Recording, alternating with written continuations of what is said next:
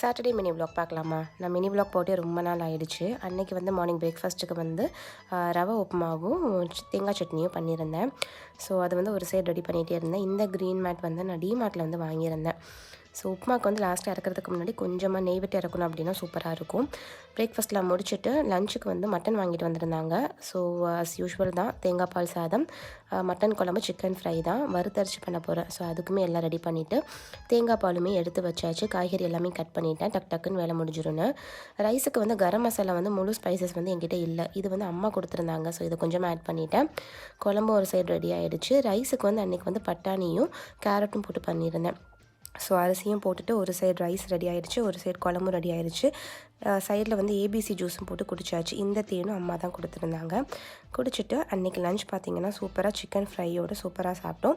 இன்னொரு மினி விலாகில் பார்க்கலாம். பை. அஸ்ஸலாமு அலைக்கும்.